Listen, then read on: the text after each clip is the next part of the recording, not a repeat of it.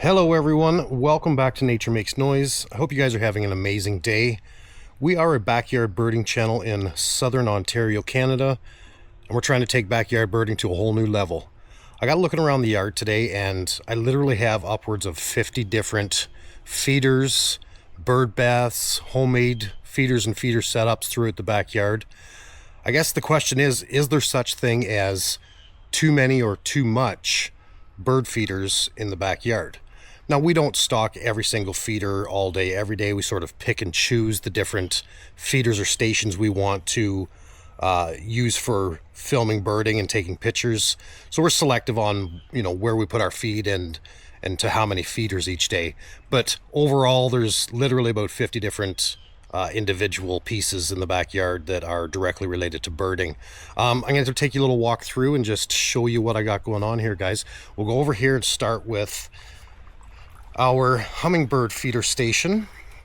So over here by our little garden, we've got 4 different hummingbird feeders of different styles, different sizes, different shapes, different colors.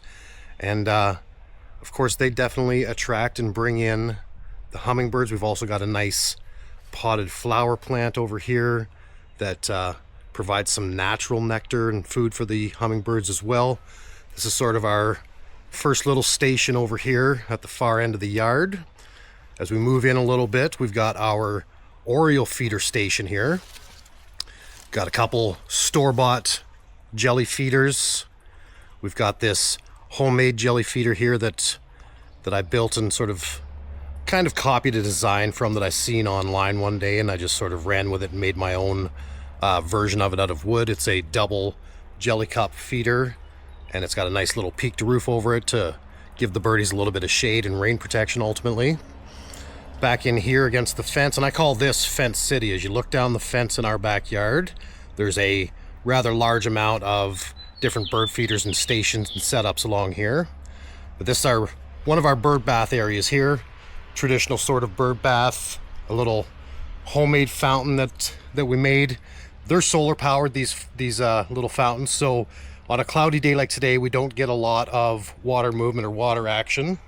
You can see this little hanging one up here has got a little bit of water flow. But on a sunny day, they really sort of push the water out and flow a lot better.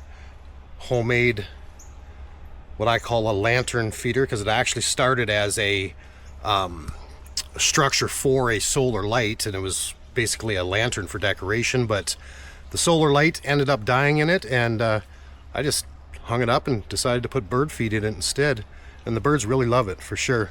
We got a handful of different little bird houses around the yard too, and nesting boxes like this one over here, hoping that either robins or doves or sparrows or something will come along and create nests at some point. Nothing yet, but we're hopeful. We're going to keep them out season after season like we have for a couple of years already, and hopefully start getting some nesting at some point. This structure right here at this tree, this is what I call my eagle's nest. It's a big old heavy duty structure that I created. It stands about 5 feet tall, and it's really just a platform to create feeder stations, and I sort of switch it up different seasons, but it just allows me to have some versatility in my creations, my little bird feeder creations otherwise. But this one is my foundational feeder. This is the one that is absolutely out year-round. We use it all winter long as well. It really provides a lot of different elements for the birds and different types of birds. We can put jelly in the cup here in the little picnic table. We can have a variety of seeds and peanuts out in the tray. We've got a nice water source for the birds here as well. Moving water and a place for them, not really to bathe in unless they're small birds, but a good drinking source for them. We've also got a peanut feeder hung up over here in the tree for woodpeckers. They absolutely love clinging onto that and pecking away at the peanuts. And of course, they love the suet feeders as well that are hung up here. And these couple of suet feeders, these are homemade by me as well. Just some old tobacco sticks and a couple pieces of 2x3 with some lightweight metal screening and a little piece of chain that I created for a hanger. These are little homemade suet feeders, and the red-bellied woodpeckers and the downy woodpeckers absolutely love these as well. So that's what I call a foundational feeder. If you've got a foundational feeder in your yard, definitely jump in the comments, let me know about it. But I think it's important to have a station or an area that can be used and changed as needed throughout the seasons.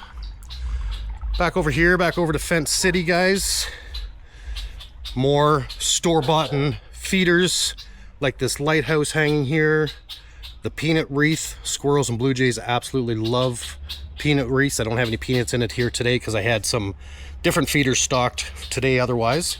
Another one of my homemade suet feeders here. More store-bought feeders down along here. Little bird bath. More drinking supplies for the birds. And this is the Chipmunk Saloon. This is what another one of my homemade creations.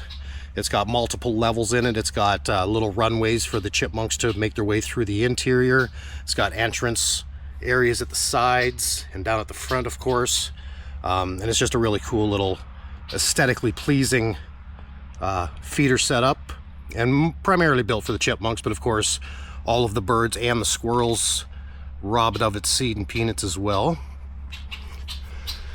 Little feeder pole here with a little upside down umbrella, little hummingbird ornament, beautiful little swing here. A lot of the house finches and sparrows like to visit this feeder, and actually I just seen a cardinal over here a minute ago, and the squirrels make their way down this thing too and try to rob it of its feed as well. A couple other store-bought feeders up here throughout the tree over here. Another homemade station that I've created called the Nut Bar.